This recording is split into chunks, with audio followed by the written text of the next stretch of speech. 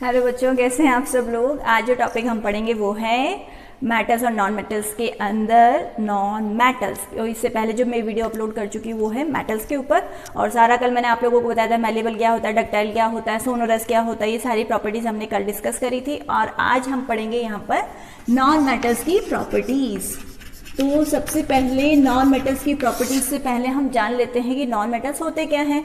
तो जैसे कि कल हमने देखा था कि भाई मेटल्स के अंदर टेंडेंसी होती है इलेक्ट्रॉन लूज करने की, तो ये नॉन मेटल्स है उनके जस्ट अपोजिट है। तो ये क्या करेंगे, they have tendency to gain electron. इनके अंदर टेंडेंसी होगी टू गेन इलेक्ट्रॉन, ये इलेक्ट्रॉन गेन करने की टेंडेंसी रखेंगे। अब इलेक्ट्रॉन जो गेन करता है वो क्या बनाता है वहां पर, जैसे कल हमने देखा था कि वो क्या होते हैं, इलेक्ट्रोपॉजिटिव होते हैं। तो they are electronegative, they are electronegative, negative charge आएगा। और we can say they form anion. ये जनरली क्या बनाएंगे, एनायंस है वो। अब देखो एक्सेप्शन तो हर जगह होते हैं, तो और केमिस्ट्री में तो बहुत होते हैं एक्सेप्शन। तो यहाँ पर क्या है कि कुछ हो सकता है कि एक्सेप्शंस भी हों, वो हम बाद में डिस्कस करेंगे। अभी तो हम जनरल पॉइंट्स वो डिस्कस कर रहे हैं यहाँ पर कि they have tendency to gain electron, they are electronegative और दे फॉर्म एनायंस। तो एनायंस का मतलब नेगेटिवली चार्ज्ड स्पीसीज जो होंगी उनको हम क्या कहेंगे, वहां पर एनायंस कहेंगे। थर्ड पॉइंट एग्जांपल हम ले लेंगे, जैसे यहाँ पर Cl मैंने लिया, तो Cl क्या करेगा, एक इलेक्ट्रॉन गेन करेगा और कन्वर्ट हो जाएगा Cl माइनस के अंदर। तो यहाँ पर ये इलेक्ट्रॉन क्या कर रहा है, गेन कर रहा है, इस वजह से चार्ज क्या आ गया, -1 आया। क्योंकि एक इलेक्ट्रॉन ही गेन कर रहा है तो -1 माइनस लगा दिया। अगर -2 इलेक्ट्रॉन गेन कर रहा होता तो यहाँ पर हम -2 लिख देते हैं, ठीक है। तो ये एग्जाम्पल हो गया। एग्जाम्पल्स हमें हमेशा सिंपल लेने होते हैं जो हम बिना गलती के लिख सकें। तो ये तो सिंपल सी चीजें हो गई कि भाई क्या क्या होते हैं नॉन मेटल्स की, नॉर्मल जो कैरेक्टरिस्टिक्स है वो क्या होती है, वो हमने यहाँ पर डिस्कस कर ली। अब उसके अंदर हम बाद में आ जाते हैं, और कॉपी पेन लेकर बैठना, इसमें साथ ही साथ लिखते भी जाओ ताकि बाद में पूछने की जरूरत नहीं पड़े कि भाई हमें इसमें से लिखना है या क्या है। तो इसी में से आपको लिखना है। ये सारे जो पॉइंट्स दे रखे हैं इनको साथ ही साथ लिखते जाओगे तो क्या होगा कि ये आपकी मेमोरी के अंदर है वो सेव होते चले जाएंगे। क्योंकि हम समझ रहे हैं, समझते समझते अगर हमने लिखना शुरू कर दिया तो वो लॉन्ग टाइम तक आपकी मेमोरी में सेव है वो रहेगा। अब इसकी प्रॉपर्टीज की अगर हम बात करें तो जो कल हमने जितनी भी प्रॉपर्टीज पढ़ी थी उनका जस्ट अपोजिट है ये शो करेंगे। तो यहाँ पर जैसे वहां पर हमने देखा था कि वो क्या होते हैं, जनरली सॉलिड होते हैं जो मेटल्स होते हैं। तो यहाँ पर क्या होगा, इनकी अगर फिजिकल स्टेट की अगर हम बात करें तो ये अधिकतर क्या है कि जो अलग अलग टाइप की जो वैरायटी है वो शो करते हैं। मतलब कुछ सॉलिड भी हो सकते हैं, कुछ लिक्विड भी हो सकते हैं, कुछ गैसेस हैं वो भी हो सकती है। जैसे क्लोरीन है तो वो क्या है, वहाँ पर गैसेस फॉर्म के अंदर है। तो ब्रोमीन है वो लिक्विड होता है। तो यहाँ पर और जैसे कार्बन है तो कार्बन की जो अलग अलग फॉर्म्स ले लें, जैसे डायमंड ले लें, ग्रेफाइट ले लें, तो वो वहाँ पर सॉलिड फॉर्म में भी होती हैं। तो यहाँ पर क्या है कि ये वैरायटी है वो शो करते हैं नॉन मेटल्स अपनी फिजिकल स्टेट में। तो यहाँ पर हम लिख सकते हैं दे आर जनरली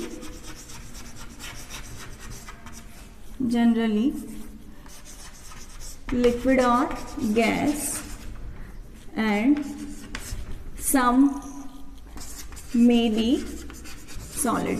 अब यहाँ पर वो जो मैंने अभी ग्रेफाइट और वो बताया वो मैं यहाँ पर एग्जैक्टली नहीं लिख रही हूँ क्योंकि हम वो बाद में है वो डिस्कस करेंगे ही। वैसे सम में भी सॉलिड, तो जैसे मैंने लिक्विड का एग्जांपल ब्रोमीन है वो लिक्विड फॉर्म में होता है। गैसेस के मैंने जैसे क्लोरीन है, आयोडीन है, ये सारी गैसेस के फॉर्म में होती हैं। सॉलिड मैंने एग्जांपल बता ही दिया आपको। तो ये क्या है, लिक्विड भी हो सकते हैं, गैस भी हो सकता है और सॉलिड भी हो सकते हैं। सॉलिड है वो कम होते हैं, बस ये ध्यान रखना है। अब इसके अंदर नेक्स्ट ये हो गया जो पॉइंट आएगा अब यहाँ पर, क्योंकि जो लिक्विड है और गैसेस हैं तो यहाँ पर ये क्या होंगे, सॉफ्ट होंगे। दे आर जनरली सॉफ्ट, जबकि वो क्या थे, हार्ड थे। तो ये क्या हो गए, सॉफ्ट हो गए। और जो इंटरेक्शन फोर्सेस हैं यहाँ पर क्या होंगे, वीकर होंगे। तो यहाँ पर हम लिख सकते हैं due to weaker interaction forces, weaker interaction forces. अब यहाँ पर मैं एक्सेप्शन इंक्लूड नहीं कर रही हूँ, मैं बार बार कह रही हूँ, आपके दिमाग में आए कि भाई डायमंड तो इतना स्ट्रॉन्ग होता है, उसका तो मेल्टिंग पॉइंट बहुत हाई होता है।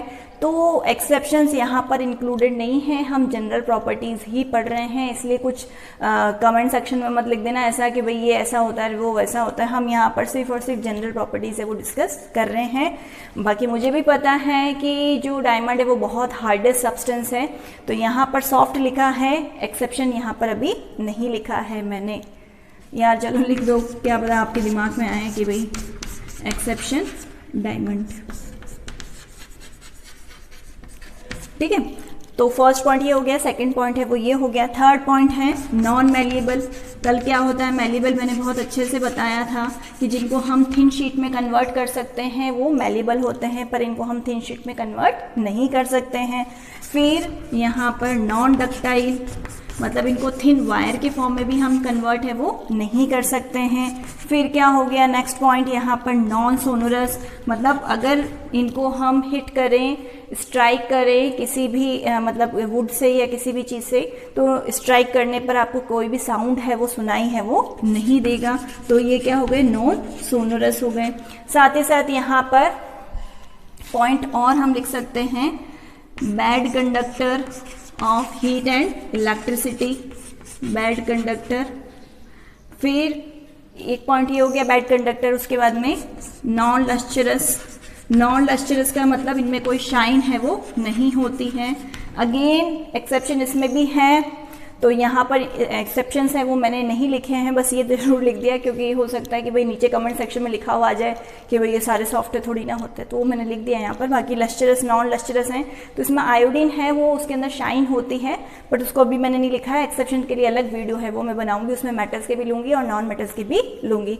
तो जो कल हमने जो पॉइंट्स पढ़े थे तो उनका जस्ट हमने क्या कर दिया, यहाँ पर अपोजिट है वो लिख दिया, तो हमें क्या मिल गया, नॉन मेटल्स की प्रॉपर्टीज़ है वो मिल गई यहाँ पर। तो अगर मेटल्स की अगर हमने अच्छे से पढ़ ली तो नॉन मेटल्स की तो बहुत उनका जस्ट अपोजिट ही तो लिखना है, हमें कुछ अलग से तो कुछ करना ही नहीं है। जैसे यहाँ पर non malleable, non ductile, non sonorous, या फिर यहाँ पर बैड कंडक्टर, नॉन लस्टरस, बस उनके आगे नॉन नॉन, जैसे यहाँ पर नाम के आगे नॉन लगा हुआ है तो इनके नाम के प्रॉपर्टीज के आगे हमको नॉन लगा देना है, तो क्या बन जाएगा, नॉन मेटल्स की प्रॉपर्टीज है वो बन जाएगी।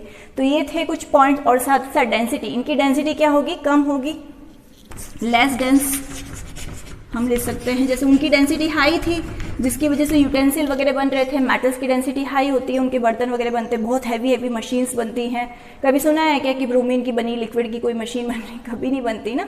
तो यहाँ पर क्या है कि इनके लिए क्या डेंसिटी क्या होगी, वहाँ पर कम होगी, इस वजह से यहाँ पर इनके कभी यूटेंसिल्स वगैरह हैं वो नहीं बनते हैं, या कभी आपने ऐसा सुना है वो नहीं होगा। तो ये थे सारे पॉइंट्स अबाउट नॉन मेटल्स। याद करने का तरीका मैंने आपको बता दिया, मेटल्स की अगर अच्छे से हो जाएगी तो नॉन मेटल्स तो बहुत आसान है, उनके आगे क्या लगा देना है, नॉन है वो लगा देना है। तो ये तो आज का वीडियो बहुत छोटा सा शॉर्ट स्वीट था, बहुत जल्दी फास्ट आप लिख लेना कॉपी में और इसको लर्न भी कर लेना। कल जो वीडियो हम पढ़ेंगे या टॉपिक जो हम पढ़ेंगे that will be on exceptions of metals and non metals. तब तक के लिए इसको पढ़ो, अच्छा लगे तो शेयर भी कर देना। तब तक के लिए बाय।